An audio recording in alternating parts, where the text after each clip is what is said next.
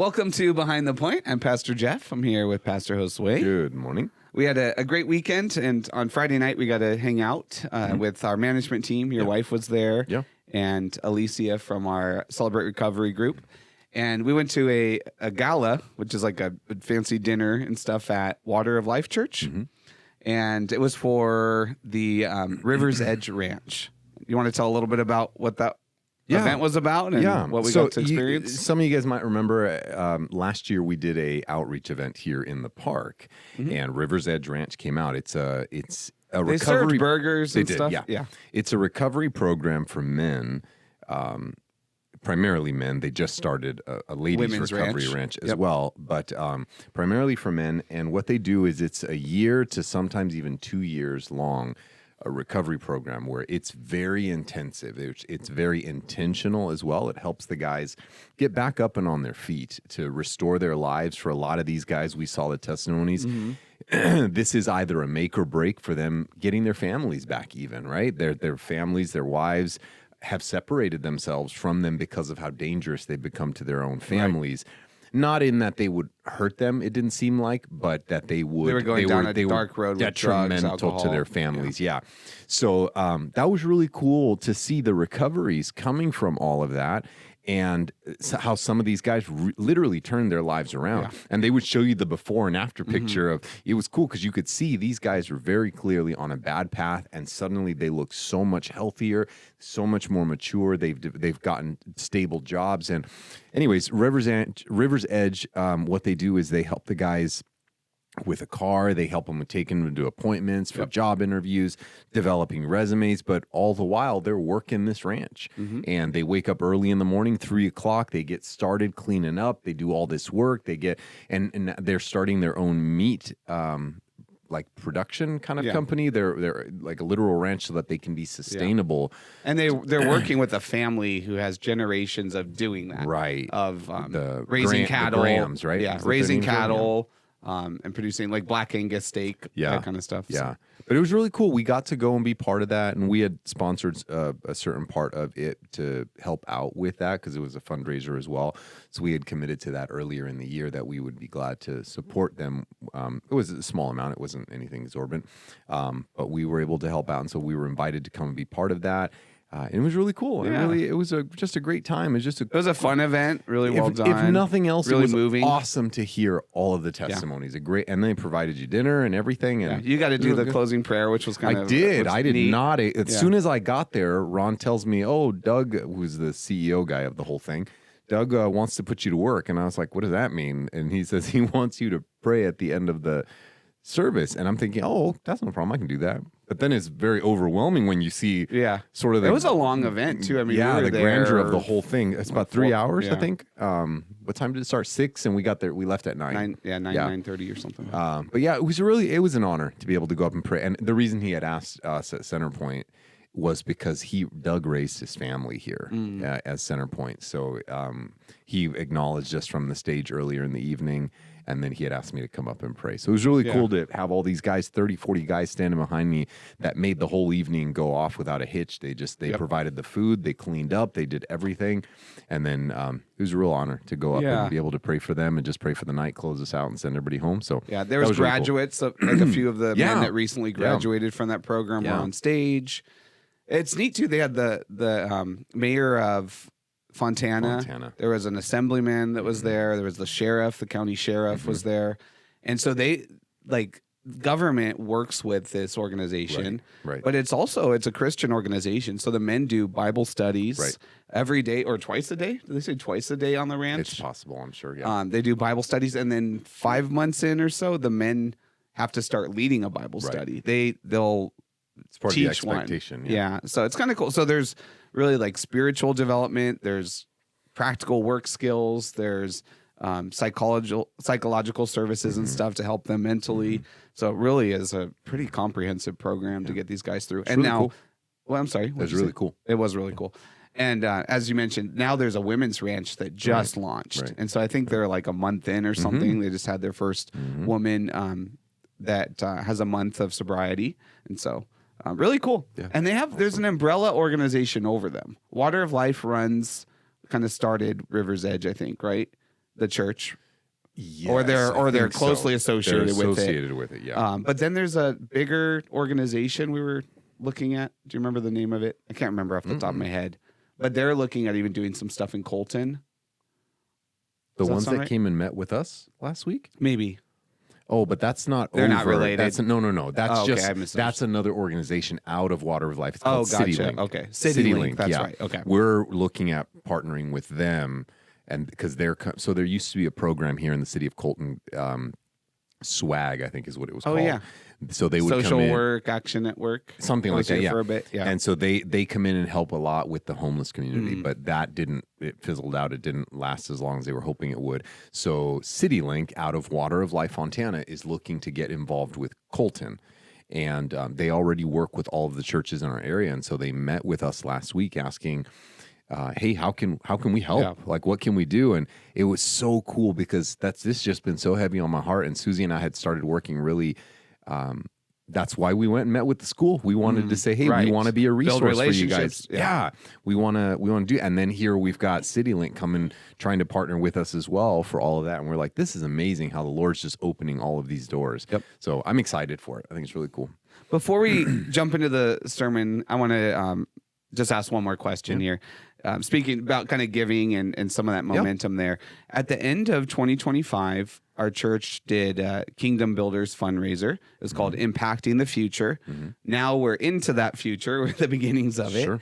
Can you share some of the areas that giving campaign has already started impacting? Oh, yeah. Well, a lot of the stuff that we've been sharing on Sundays, the first thing that we got to do was buy those comforters for foster, what was it? Faith in Action, I think is what it was called. Faith in Motion. Faith in Motion, that's what it was. Faith in Motion. And so they reached out to us asking if we could help with the comforters and the sort of the bedding for these beds that they had for foster kids. Exactly. And that was really cool. You know, they were thinking we could do a handful of them, and we were able to do the majority of them. I think they'd already gotten about 5 or 6 or something like that. So we came in and just stepped in and were able to help because of the generosity of our people. That's a big part of what we did with that. Then when we met with the school, that weekend, I guess some families came to the school, and the school said, well, let's ask the church, see if they can help. And it was a family who needed some kid had just had jaw surgery, so they needed help with some of the food, like the Ensure drinks. That's the only thing he was going to be able. That he was only that's all he was going to be able to. But they were just struggling to get that, so we were able to help. There are kids who are classified as homeless in the school. I think the category they're typically put under, it's called McKinney-Vento, if I'm not mistaken. But they're not allowed to identify the students to you. They're just not allowed to. So some of the kids who classify under McKinney-Vento are students that live in their cars. You know, they go from hotel to hotel with their families. Well, I guess one of those students came to the school and said, like, I'm living in my car. I got no gas from my car to get to school. Is there any way the school could help? And they reached out to us, and we were able to. Actually, that went a little more. It wasn't necessarily Kingdom Builder, but it was still the church stepping up to help out. We had some of our own people here at church willing to just give of their own funds to help. And that was just such a blessing to be able to be part of that, to see that. And then, of course, a lot of this, the River's Edge that we saw, and the continual support. One of the things that we noticed when we went to the school, we were invited to be part of this meeting of the counselors. So there was like six or seven, probably 8 ladies in that room. And it felt a little overwhelming. I was the only guy in the room, so I was like, oh my gosh. But one of the things she mentioned, she's like, yeah, just when the funding runs out for the district, like there's not much we can do. And she's like, none of us have tissues. And she points to this little box, and you could see it. And so none of the teachers have tissue unless it's been donated by parents or the teachers have bought it themselves. And so Susie and I kind of kept that in the back of our minds, and I brought that up at management, and we talked about it. We're like, is that something we could just provide for them? Yeah.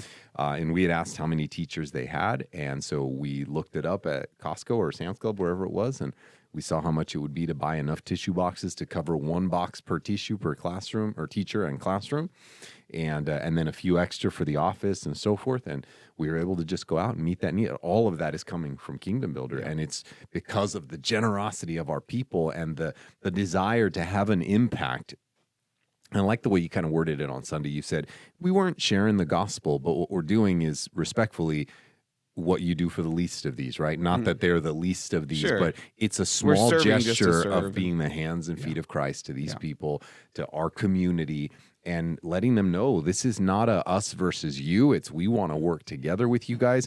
We want to share generosity with you. We want to share Christ with you, and this is how we do that. Yep. So am I answering your question? No, that's great. Yeah. And probably also some individual families and both in our church and outside our church. We've had we regularly get some relief requests to be able to help. So some of the kingdom I'm sorry, those examples I gave are all outside of the church, but we continue doing stuff. Yeah, in the some church, do impact our families here. Yeah, absolutely, absolutely. And so that's a great point. Yeah. Thank you. Thanks for sharing that. Yeah. So let's dive into the message that you preached yesterday. So we just started a new series called The Passion. And the intention in the series is to cover the different days of Passion Week leading up to Jesus's crucifixion and then ultimately culminating with Easter Sunday. Right. So you preached the first part of that is it begins with Palm Sunday. And so that's Jesus's triumphal entry into Jerusalem. And your question was, what does the triumphal entry mean for me? And so we know what it meant with him coming in and being king, but what does it mean for the individual, for believers today? Correct. My first question is, all four Gospels tell the triumphal entrance story. Any idea why Luke doesn't mention palm branches? Because we get Palm Sunday from them laying down palm branches. They lay down branches and cloaks. Interestingly, Luke didn't mention it. Any significance to that? Do we know? None, if you don't know, that's okay. No, none that I can. I guess what I would suggest is, I mean, each gospel writer offers their own perspective. John, Christ is God. With Luke, he's Messiah. With Matthew, he's teacher. With Mark, he's king, right? And so each one, or Matthew, I may have mixed up Matthew and Mark. Matthew is king. It is Matthew because he's the one who offers genealogy. That's what it is. Mark is teacher. So anyways, each gospel writer offers their own unique perspective to it. Luke being probably the most analytical of the four, being the doctor, having the historical accounts, writing Acts and so forth. He probably wanted to focus in on this cohesive narrative of Jesus being of the peace behind it all, right? It's again with a heavy focus on Messiah. He's the one who has the most detailed account of Jesus's birth. He's the one who has the most detailed account of the angelic declarations. And it's surprise, surprise, why he includes what the people say, how he kind of changes the verbiage a little bit of that, how he makes it clear to us. So I would, I guess, just suggest his primary focus was on the peace element, not necessarily the custom traditions that the people would do. Yeah. That's well said. They each have their own perspective. And I think we've kind of shared an analogy before, but if there was an accident outside this room and I had a clear window view of it, you're in the corner, you hear it, I see more of it. Right. And then some of our own observations and experiences, we're going to experience that situation in different ways. And in retelling a story, emphasize different elements of it. So to him, maybe it just wasn't a significance, the palm branches. He was also, Luke was also writing kind of more to the Greeks, some say, right? Yes. Some say that like Matthew, Mark were kind of more Jewish. Well, through Acts he was. Not necessarily That's the gospel. true. And Luke, Acts are really part one and two, volume one and two of this kind of continual story, right? John. So there's different ways of people viewing the gospel. Some say John is the message of love to the whole world. Right.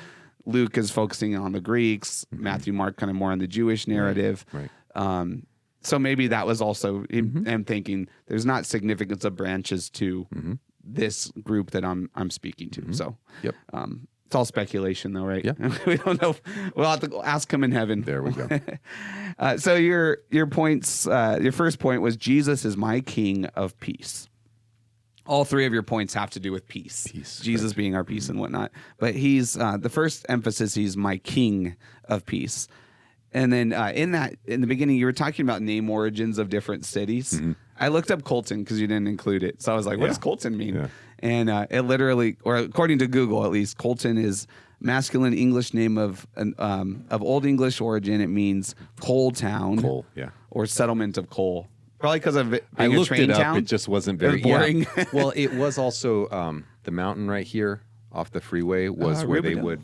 Not Rubidoux. Oh. Gosh, you Off the sound just freeway? like my wife. Every mountain is Mount Rubidoux. Is that Mount Rubidoux? Is that Mount Rubidoux? Baldy? No. What's the name of this hill right here? By the freeway? They used to. By the 210. No, I mean the 215. Sorry. The 10, hombre. Oh, okay. Well, they're all right here. What hill are you talking about? Where the cement plant is? Is that what you're Yes, they would that's- blow it up okay. to make, and it had like mining in it all the time. Okay. Dane would Gotcha. talk about that pretty regularly.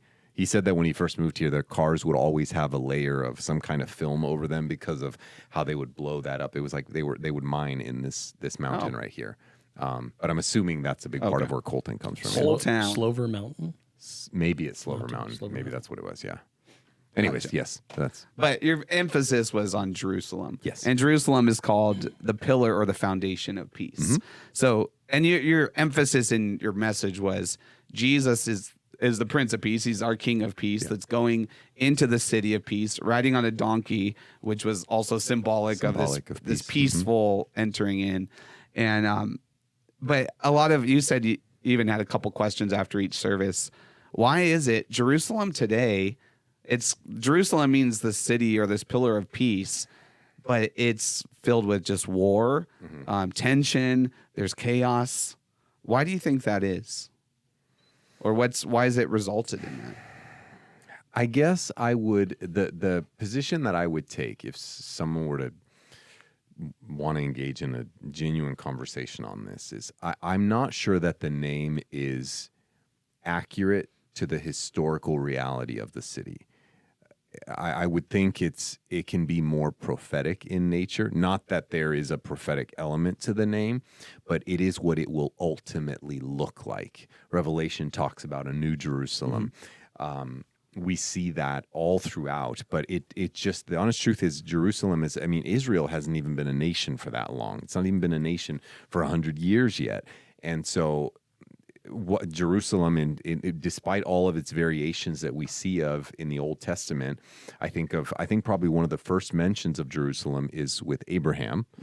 I don't think it's called Jerusalem. I don't remember what the name was. Anyways, it's not Salem. Yeah, I was gonna say. Is it Salem? Yeah, because that was With Melchizedek, right? Yeah, exactly. So that's probably one of the first times that we see Jerusalem in there. king But of it's Salem not. comes. And even then, it's part of the Canaanite land, right? So we can't necessarily attribute all of the chaos and unrest specific to the name, because it's not always been known as pillar of peace, foundation of peace. It's derived from that eventually as what the Hebrews would call it, or the Jewish people as they came into the land. So I wouldn't say that it's accurate to the historical reality, what we have seen. I would just argue that it is eventually going to be the very foundation of peace. Yeah. When the Lord returns and we see a true, legitimate foundation of peace in the people. It is where God came down and Christ was there. That's where the biggest act of peace took place. His death his death on the cross, his resurrection. So by those means, it is the foundation of peace already. That's where it began, and then the gospel goes out to the nations. Right. And then in the end times, it also talks about a new Jerusalem coming down, a new city of peace, if you will. It's kind of ironic that the only way to have peace is you cannot have peace without first having war and unrest. Right. Like that is the result of it. The catalyst for peace is war and unrest. Like it's just what naturally comes beforehand. Yep. And a lot of that, if we look at it on a theological level, is the sin and the destructive nature of mankind. Throughout that, if you're looking at it in a very practical sense, is there's war, there's hatred, there's death, you see a lot of that. So. Yep. Now, later in the sermon, you mentioned, this was in your third point, but while we're talking about it here, you mentioned in 70 AD, so about one generation after Christ, 40 years after his resurrection, the Romans laid siege to the city. They destroyed the temple. They burned the city. And 600,000 Jews were killed at that time. Was this God's way of punishing the Jews for rejecting Jesus or rejecting him? And kind of with that, is that part of the ongoing tension? Some of the that there wasn't a response, a turn to Jesus from that nation, that there's ongoing issues in the land? That's a good question. I would say it was judgment. It's certainly a fulfillment of prophecy. What Jesus said that. What Jesus says to them exactly as they're looking at the temple. Well, as he's overlooking the city, he says, "This is what's coming to you for not having recognized the time of God when He comes to you. Yeah. It's what will come." So there is a prophetic aspect to it that is undeniable. Christ said these things were going to happen, and it happened in their lifetimes. No stone will be left on another. And that's exactly what happened. They destroyed the temple completely. So I think it is, yes, to answer your question, judgment over the people of Israel, specifically over Jerusalem and kind of what happens throughout the rest of the city, yes. The second part of your question was, is that the ongoing? Is what happened then kind of an ongoing, is what we see today related in any way to what happened in 70 AD? And well, I don't know. I don't think it may be. I'll put it that way, because I don't think that the Israel we see today is the same Israel, obviously, of what we see in Scripture. Okay. There are specific areas that are known and we can identify in Scripture with modern day places today, but I'm not sure that they are entirely relevant to it. I think my perspective is from the very earliest times, even as far as oh my gosh, what's his name? His wife turns to salt. The pillar of salt, Lot.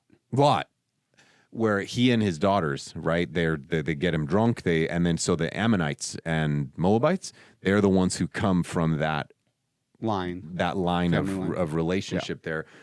But these are also enemies of the people of Israel. What is it? If we look at how far back this whole animosity starts, you think of when what's his name? Joab? I think his name is Joab. I may have the wrong name. No. Anyways, one of the kings who's the king who takes over the northern? There's Rehoboam in the south and Jeroboam. Yeah. He takes over the kingdoms of the north, but he creates an altar comparable to the one that's in Jerusalem, and he puts it on the border, and he says, I'm creating, and the people of the south of Israel, they're like, hey, what are you doing? You're giving into idolatry. He's like, no, I'm doing it so that should our families ever come across each other, they're going to say, oh, we worship the same God. But all it did was create further animosity between the two. So now there's more disdain even amongst the people of Israel. You've got the descendants of Esau, the descendants of Ishmael, who ultimately become the Islamic State that we know today. And we see all that. Like, again, the animosity between Jacob and Esau, the animosity between Isaac and Ishmael, the animosity that exists. There's always been war. There has always been tension. So that wasn't new in the first century. Not AD. at all. Yeah, there has always been, again, with the Israelites and Sumerians, groups, right? And different power groups coming in. Because in the Old Testament, they're going into the land of Canaan by God's instructions to go into the promised land. All sorts of enemies there that the Israelites didn't always deal with in the way God said. And so that caused ongoing tension because they didn't deal with it properly. And then there was later the Assyrians came in, took over the northern kingdom. Later the Babylonians came in, brought the Jews into exile. And then the Persian kingdom reigned, and then Greek Empire, and then later into the late Old Testament times to the New Testament times, the Roman Empire comes in, and then several generations of other Ottoman Empire, all different kinds of groups that have reigned and ruled, British Empire, others in that region that today is modern day Israel. Can I ask, just for clarity, so you said it's different, Israel today, your take is that the nation of Israel is different than the people of the tribes of Israel in the Bible. How so? Are there crossovers? Or I don't think when the Bible mentions Israel, it is referring very specifically to the people that we see there today. Okay, That's all I mean by that. I am sure there are descendants of all the tribes of Israel or what was left of them, but they are not the very distinct, separate tribes in Israel today. And I don't believe that we would be able to even identify that today. If I'm wrong on that, I'm glad to own that. But I don't think when people say like Israel, when we read through Scripture and we read that Israel, for example, the passage I read out of Romans, this obstinate and stiff-necked people, I don't think that's the people of Israel today. I think we're talking about generations that have gone by, literally generations that have gone by.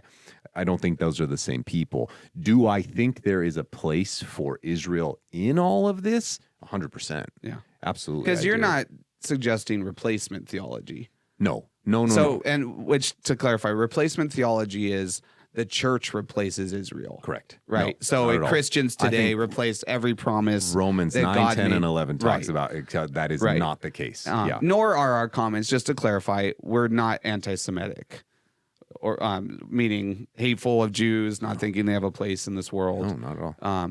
We love our we would call them Jewish brothers and sisters, but it's the nation of Israel. We see some distinction of being different than some of the promises in the Bible. Many who are Jews by blood are secular Jews. There's some Orthodox. There's many who are Christians. There's some all different. Religion. So it's just they're not operating under a theocracy, if you will, like the Old Testament, right? Theocracy meaning governed by God. God's people, they follow him, a pillar of cloud by day and a pillar of fire by night. And so it gets complicated. Very complicated. Now, with that, though, how are Jews, does God still have a plan for Jews today? Are there promises for them? And how will they be saved? Absolutely. Yes, there's still a plan. I think there is, if we're talking end times related, if we're talking about what it's going to look like at the end of this all, I 100% believe there is still a place for the Jewish nation and a role for them to play in all of this. Again, Romans 9, 10, and 11 talks about all of this mysterious salvation of the Jews and all this stuff that's going to happen, being grafted in. And and I would even say in Romans, these promises are to the Jew first, correct, and also the Gentile. Yeah, I think it's Paul who talks about. Is it Paul who talks about the age of the Gentile? That it's still that's kind of what's going on in Jerusalem right now, or in Israel for that matter. Paul and others argue. They say, how much more? We've been grafted in as Gentiles. Gentiles being non-Jews. We've been grafted into these promises of Abraham and others. Correct. We're unnatural branches, but he says, how much more so will the natural branches, those who are Jewish by blood and religion, how much more naturally would they be grafted back in to Christ? So I am convinced they still have a role. Are they beyond salvation? Absolutely not. I think 100%. They will be saved. I think they can be saved. I think if they turn their lives over to Christ, 100% there will be. I don't think it is an absolute rejection of the Jewish people. I think whether you're Jew or not, there will be people who will reject Christ entirely. But is there still a role? Is there a place for them in all of this? 100%, I believe it. Yes. We're cautious to speak. Is it fair to say cautious to speak politically about how all that plays out today in 2026? Absolutely. Because it's very complicated. We believe Jews have a purpose. They rights to live, but as far as like governing and how they should go about war and other things, we pray for wisdom for leaders who are making those decisions, because that's outside of our. Well, and part of the issue is, I think this is where people start to believe that any disagreement with Israel is an anti-Semitic view. But the truth is, Israel made all kinds of mistakes, and we read that throughout Scripture over and over and over and over. Every single generation, over and over and over, made mistake after mistake. Why would that be any different today? We all still make those same mistakes because Israel, even if Israel, that is the present day Israel of 2026, even if they were 100% all still full descendants of these people we read of in Scripture, what's to say they couldn't make mistakes? What's to say that they wouldn't still make mistakes and that they weren't still sinning against the Lord in some capacity, and that God isn't enacting that judgment or that punishment for that? I do think there is a fine line we have to traverse in all of this, because I think Jesus took on the full wrath of all of our sin. I 100% believe that. So I don't know that there is this active kind of, oh, you made a mistake, punishment. Yeah. Like, I think Jesus took on that punishment for that sin. Is there still national and people-wide judgment that can take place? 100%. I think so. I think there's still going to be things like that that we'll see. Or consequences that play out from the sin and decisions of later. so many 100%. others. I mean, we're impacted by that all the time. Absolutely. Leaders make decisions that weren't our own, and there's consequences because of that. Yep. And, yeah. Absolutely.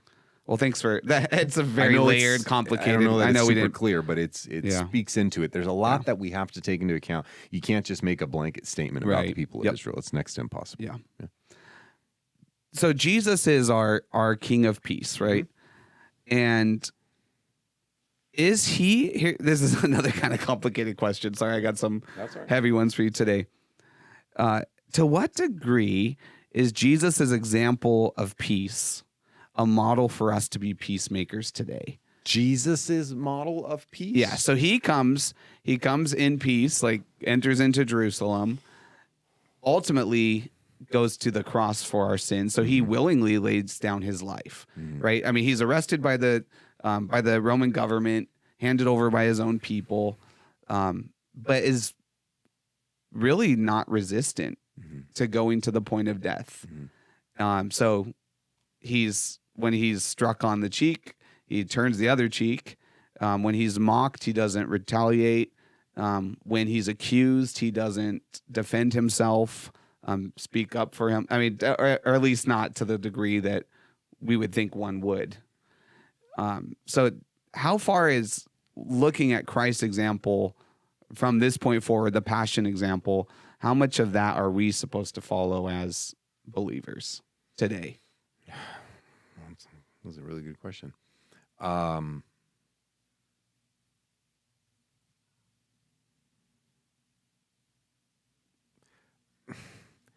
mean, Jesus encouraged his disciples, if you don't have a sword, sell your cloak, buy a sword. So to a certain extent, now, is that being the aggressor in the conflict? Yeah. No, I think it was meant so that you can defend yourself. Jesus's role is very different. We have to be very careful when we look at what Jesus did as descriptive, as he's calling us to be crucified alongside with him. No, I don't think so. Yeah. But we I do think take up our cross and follow him, which is symbolically, dying to ourselves, right? Spiritually speaking. But I don't think that means that we are called to go and martyr ourselves as well. Yeah. I think there will come a time when something like that may be necessary, but I think as Christians we have every right to defend ourselves, whether that be just with words or with action. I think I would agree that I would argue that we can. Because there are some, actually, I came out of a denomination, it's called the Brethren in Christ, and they had what was called a pacifist view, not passive as in careless, but it was pacifism is a peaceful approach to everything. So a kind of extreme view of that would say Christians should never be officers, shouldn't serve in the military. Some would even say not serving government roles. So we should be completely separated from like government, any kind of acts of violence, even for defense. Totally disagree with that. Me too. Yeah, I don't. I can see why they would come to that conclusion, and I wouldn't say that they're sinning by any means in doing that. There are brothers and sisters. But I don't. I think there is a place for the Christians to have influence. Yeah. In our government, in our cities, in our law enforcement, and so forth. Yeah, I would totally think there's place for that. I think we can have really good Christ-like influence in that. Yeah, I would say it's necessary. We have believers in every sector. Yeah. But if we want to see. I don't think we're called to be, because ultimately Jesus' point to your original statement was he came to die. Yeah. He had a very specific mission. Right. He taught along the way. He was strategic in every single thing he did. But his main purpose in coming was to die for the sins of the world and then to rise again. But he also was controversial. He was. He was offensive. Well, it's kind of interesting. Next week we're going to talk about Monday. Yeah. He is when he drives out the money Flips the exchanger, tables. Yeah. flips tables. He builds a whip. Yep. Yep. So there is room for time. There's a time and a place to speak up. Yeah. There is a time and a place to defend yourself. Even Jesus did. And he against did. The He steps in Pharisees, front. against Right. Several The of them. adulterous woman. He steps in with her. He could have himself been stoned for doing that. Right. Yeah, I don't know that we're called to always be quiet, we are called to turn the other cheek, but I think it's a case by case. Yeah. Is somebody just being mean? Is somebody just being nasty to you? Okay. Never to take abuse. I think in relationships, I don't think being a peacemaker ever justifies enduring just evil wrongdoing to you. Yeah. But there is a certain element of persecution that we will need to put up with, and that could potentially involve physical harm. Yeah. And we're called to. Yeah, there's a time maybe to just surrender those things. And I mean, some of the best, obviously the key story is Christ's story of going to the cross. Right. The biggest, most significant event in history was the cross of Christ and the resurrection. And he goes, and we see other examples like that, people that are martyred for their faith, that changed the world because of it. And even those like civil rights movements in the 60s and stuff, some like they were peaceful protesters, or others that like they didn't go and engage and harm others, but they sat. I mean, Rosa Parks sits on a bus in the wrong spot, and others who did things like they were peaceful in how they did it, and they took abuse and some harm because of it. But that changed the culture. The context is what will determine what that is. So it's really case by case, prayerfully. I think Jesus's role was to come and die. I believe that 100%. I don't think that his life means that we are called to do the exact same thing. I know Jesus says that there's no greater love than to lay your life down for your friend, but that's not what Jesus was doing with the cross. He was coming to be the salvation of the world, not to defend and stand in the gap for a friend, so to speak. There's a slight difference in that. And again, context is what determines that. So it's not, I don't think we're called to do exactly what Jesus did, but we are called to live sacrificially, to stand up for the least of these, to help out in that capacity, and that can't always be done through a pacifist view. Yeah. I would say, what's the best way? Great commandment: love God with everything, love your neighbor as yourself. So what is the most loving thing in a situation? And prayerfully think about that. To me, I think sometimes the loving thing is to defend and protect your family, and to do what's right, to take out evil, even as necessary. But I would prayerfully.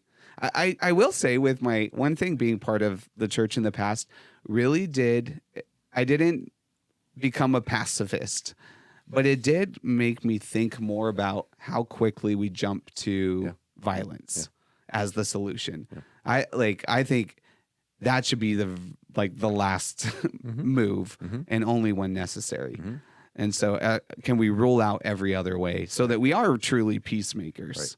And also thinking about our biggest call is to represent Christ in the gospel. And so how are we showing people the Prince of Peace, our King of Peace? Are we ourselves being peacemakers? Right. So, sorry, big questions. That's okay. They're good. And it's hard I don't think anybody can give a one. If I were to say 100%, yes, we're supposed to be pacifists. Okay, how do we reconcile that with laying our lives down for a friend then? If we're supposed to be the opposite, if we are supposed to stand up and fight, okay, wait a minute, but the Bible says turn the other cheek. Right. There's arguments on both sides. Yeah. And I'll be honest and transparent enough to say I don't think either side is sinful. Yeah.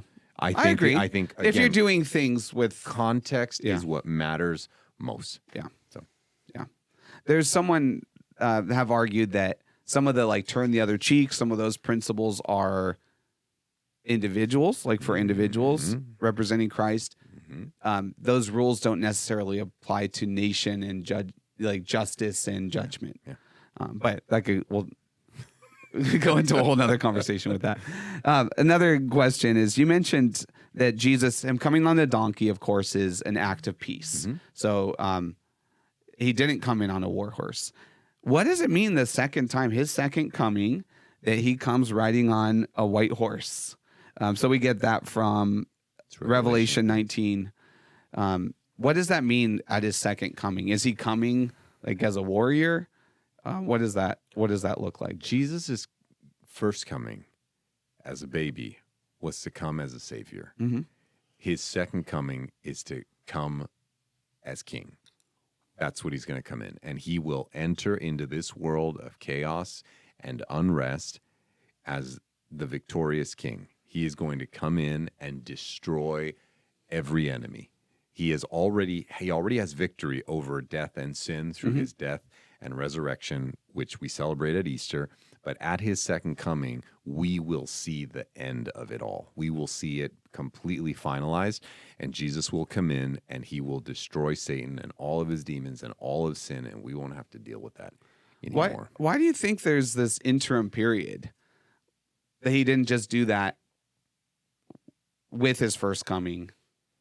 I guess I would, or sooner, for the sake of people being saved, for the sake of giving time for people to be saved, because God's timeline is different than ours. Like why didn't humanity just stop at that point? Why was that? Because there's more people to be saved. There's more. If he'd have done it then, we wouldn't have had scripture that we have today. If there's a million reasons why. We could offer every form of speculation, but it's God's time, it's God's will, it's God's plan, and we're on it, just along for the ride. So good. Now, so one of the questions, or one of your comments specifically related to the point. So again, Jesus is my King of peace. I like how you said, emphasize the part of when the disciples went and found the donkey, they borrowed it from someone. Yeah. And the person said, "What are you doing?" And they said, "The Lord needs it." And have you seen any modern examples of something like that where the Lord needed something besides money that someone has offered up for God's purposes? I think Church in Action is a great example of that. People giving of their time, their resources, their gifts, their talents. I think generosity is another example of that, because you don't just give money. We've had people donate vehicles. We've had people donate living spaces. We've had people donate furniture. We've had people, who we do food drives, people who do all kinds of stuff. And I think those are perfectly modern examples, because the struggle we have is we're selfish and we want to keep it all for ourselves. But when we give whatever it is that we have, not just money, when we give whatever it is that we have, we are giving as if we're giving to the Lord. Yeah. And I don't think there's a greater purpose. Yeah, I love for that. So I was thinking, I'm like, well, the Lord's not driving that car, or he's not eating that food. But then it reminded me of the passage when he says, when his disciples asked, "Lord, when did we do these things for you?" You did for the least of Yeah, he these. said, when you fed them, when you lent them your car. He doesn't say that, but You clothed when them, you gave them, give you a glass clothed of them, water, you visited give them in Yep. prison. Yeah, good. So your second point, and I'll go through these last ones quickly. I know we spent a lot of time on those first questions. Jesus is my peace with God. So he is the King of peace, but now he's my personal peace. He's the thing that brings peace with Bridges the gap, with the God of the universe.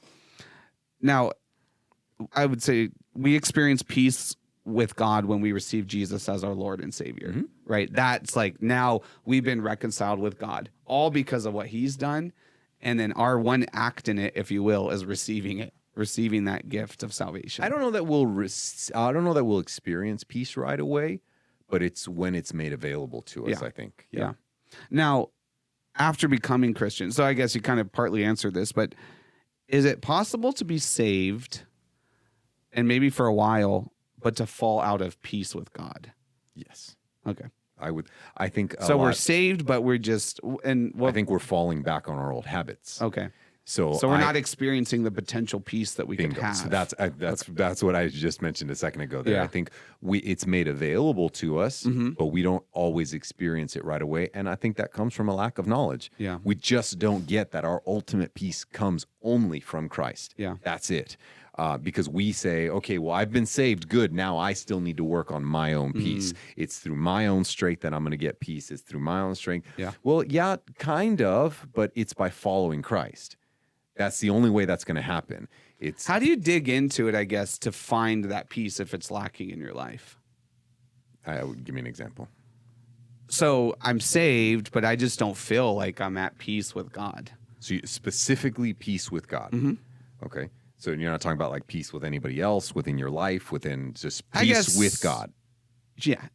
I think so I would argue I would suggest at that point, the way we would understand peace with God is it's only going to come through complete humility, because it's recognizing. I'll just give a very personal example. Recognizing that I have been forgiven for all of the horrible things I've done in my life.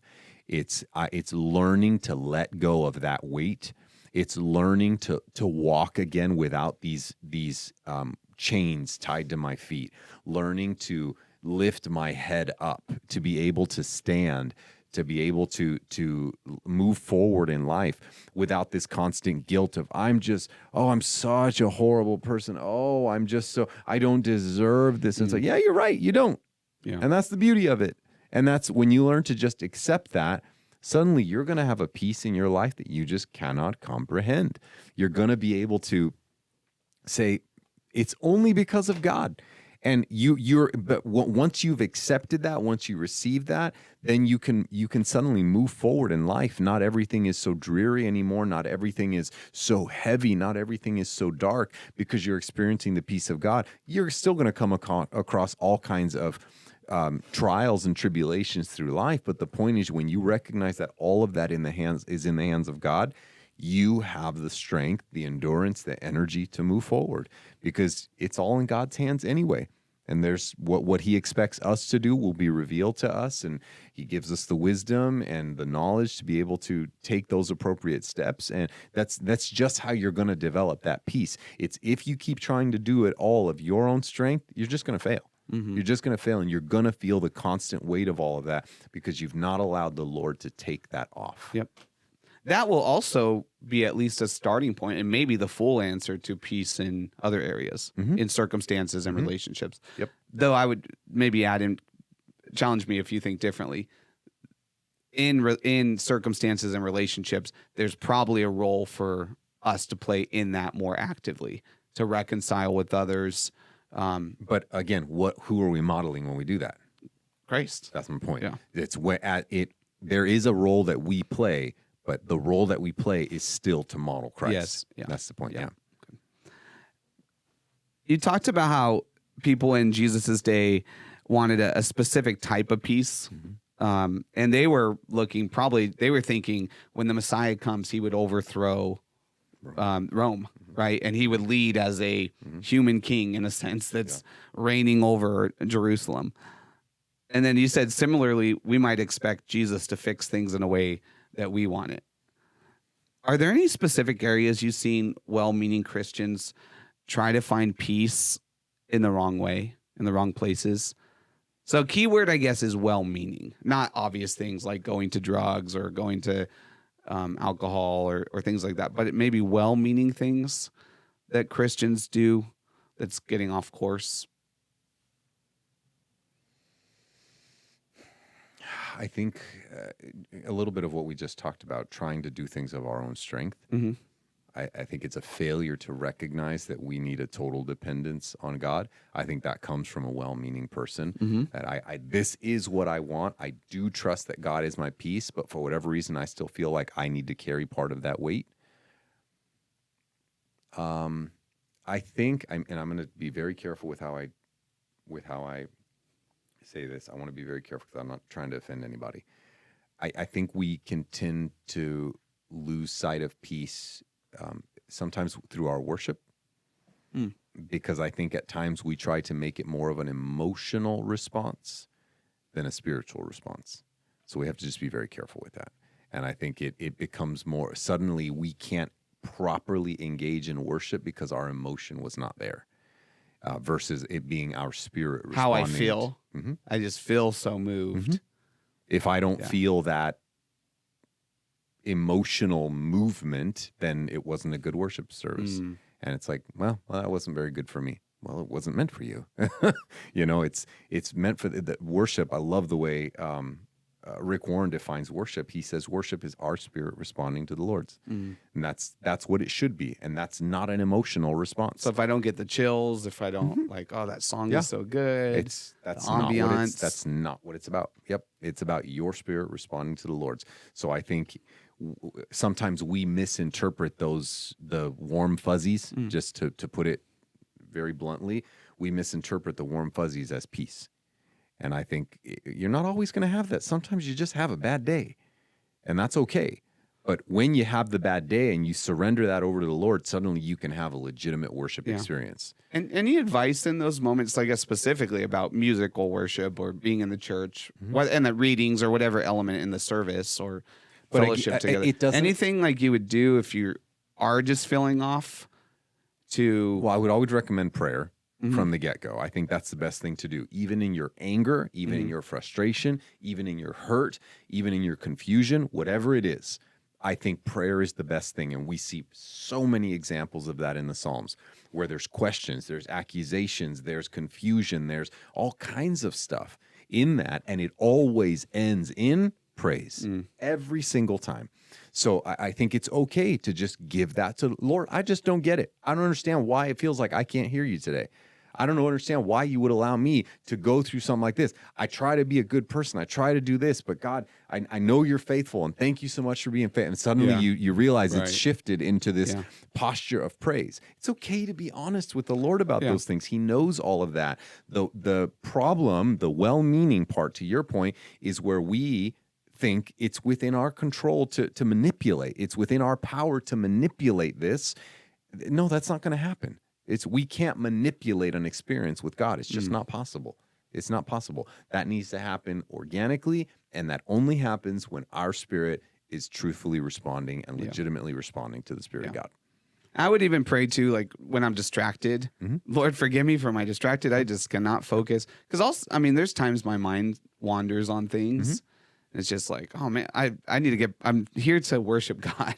I'm thinking about other stuff, like totally random sometimes. And so sometimes I'll even pray, God, help me to focus and just listen to the words or hear the words and really like try to concentrate on the things that we're saying and singing. So I love the songs that encourage us to meditate on who God is, what he is capable of, what he has done, sort of the greatness of God. I love them. Those are my absolute favorite songs, because when I do those, I am just overwhelmed with a sense of peace in my life, because I'm just like, I am nothing. And any strength that I have is going to fall wildly and embarrassingly short to what God is capable of doing. And I'm just fooling myself the more I think I have any control in this. I like that song we sang. I think it was in the morning yesterday, the third song, or second or third song, the "Oh, I'm running to your arms," the old Hill song. And it says, like, it repeats the words in the verses. You are good. You are good. You are Lord. You are Lord. But that stood out to me yesterday as just, I like that it said twice, because it made me think about that in the moment. Because I'm like, that just kind of hit me more. I've sung that song a million times back in the day and stuff, but I was just, that caught my attention. The repeat of it, of just, that needs to be echoed to me, kind of thing. So your final point, we'll wrap it up here in just a couple minutes. Jesus is my welcomed peace. Now, originally you were going to use the phrase, he's our visible peace. Any thoughts on what were you going with that? And I was trying to address you and Susie, as you guys were reviewing myself. I had even mentioned I wasn't sold on the word visible. I put a question mark, like, what do you mean by that? It was not very clear, as ironic as that was for visibility, but it wasn't very clear. But what I was trying to go with was where Jesus says it has now been hidden from you, that they didn't recognize him. They didn't see him for who he was. It was a very clear rejection. So what was right in front of them, they could not see. So I was trying to say, for us on this side of history, on this side of Jesus's life, he is blatantly visible to us. He's made himself evident. Correct. Yeah. And that's what I was trying to go with. But it worked better ultimately. We were looking up some different synonyms for for this idea of receiving all these words. Receiving and accepting. And then we ultimately landed, I landed on welcomed. Yeah. Because that's ultimately what the people of Israel did not do. Yes, they ushered him into the city, but they never welcomed him into their lives. They rejected him for who he was. Even though he was very clearly the Messiah. Yeah. And you shared the story with that where Jesus goes, he's looking at the city. He's outside the city looking over it, and he cries over Jerusalem. He weeps. What do you think, and this is, I know it's hard to answer totally, but what do you think would break God's heart today? Not as he looks at our nation per se, but as he looks at the church at large. So not just Center Point, but just in the greater church, capital C. What would break God's heart today as he looks over how his church is living and acting? I think the amount of missed opportunities. There's people in our congregations, and I'm speaking of, I hope not in a negative way, but I think I'm speaking for all pastors here. There are people in all of our congregations who are hurting, who are broken, who are suffering, who are really needing help. And they tend to be overlooked at times. They tend to just, we dare to ask the questions. Well, are they givers? We dare to ask the question. Well, they don't even attend faithfully. We make a lot of assumptions about people at times. And I think we have several missed opportunities. I don't know that Jesus would have responded in that way. I think he stops and sees every person. He sees specifically what's going on. And so that's what I love about what we do here with every request and things that we have. We have a relief team that you're part of that reviews, and we ask questions. We look deep into some of the stuff that when people ask for help, for assistance, not always financially, but sometimes, the majority of those are, I can say that. But they're not always, we look into it and we ask questions and we get to know the person, and we don't just say, let's put a Band-Aid on this. We have pastoral support in there. We point them to direction of resources to try and help out. So if we in any way, shape, or form can make an impact in that, where we don't miss those opportunities, I love that we do that. And if we can make an impact there, is that fair enough? I and there's obviously a pastoral responsibility with that. Like, as a starting point of us seeing people, I would invite the whole congregation at Center Point, or every believer has a role in that, to see people, to stop, to pause, and to care for needs. Because it's so easy to be like, oh, how you doing? Okay. Yeah. All right. Like, well, but they didn't give or to see or to look into their lives and examine. It's hard because everybody's so busy. Right. If we go back to Luke 19, let me see here real quick. This is the point of what Jesus says. This is the point of what Jesus says to the people. He says, if you had only known on this day what would bring you peace, but now it's hidden from your eyes.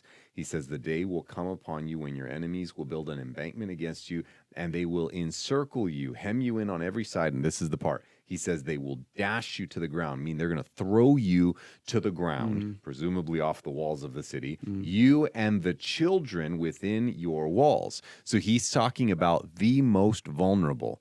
So the most vulnerable ones are the ones and those are the ones he came to save. Right. The ones who are lost, the ones who are hurting. So he says, because you failed to do it, and because you failed to recognize me who came here for this, now this is what's going to happen and that's what it feels like to me, the missed opportunity that we often overlook the most vulnerable.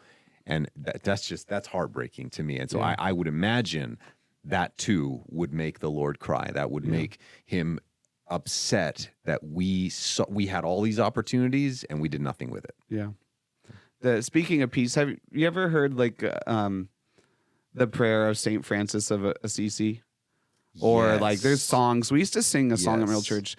make me an instrument of peace. Let me be to the people around you as you are to the people around you. I don't know for sure that it's attributed to him. I don't know that he actually wrote it, or it's kind of based off of it. Yeah. But I love the kind of the concept of we're the hands and feet of Jesus, and it's a prayer of let us have your eyes, God, and to respond as you would into the world. And so I think that's an important call for the whole church. Yeah. Something that honestly we have to continually like ask for and be intentional about, because it's so easy to just move on and focus on other things, but to stop and pause and see people. I think that was a really good answer of yours of what God would weep over. All right, we're going on an hour here, so thank you if you've listened this long. Any last minute things you want to say, just closing this out? I'm looking forward to this coming Sunday. I'm really excited for it, and I'm thankful bring a for whip? those. I'm going to bring a whip. Yeah, no, Driving out the tables, flipping tables. No, I'm flip the donut stand. I'm really excited for those who responded on Sunday to the call. To accept Christ into their lives. That was just really humbling. This is very exciting to see just lives being changed, lives being transformed. Again, people welcoming Christ in their lives for the peace that he brings us. So I'm just thrilled by that. And please know that if you didn't get a chance to do that on Sunday, you can do it right now. There's nothing stopping you. Stop wherever you're at, say a prayer, ask the Lord to come into your life and receive that peace. Don't let anything stand in the way of that. Yep. Wonderful. Well, thank you so much for listening. Thank you for enduring with us today. Yeah. Thank you for being peaceful towards us as we have some controversial topics and big questions we probably don't always answer perfectly. But God bless you. Go in peace. Bye-bye. Bye.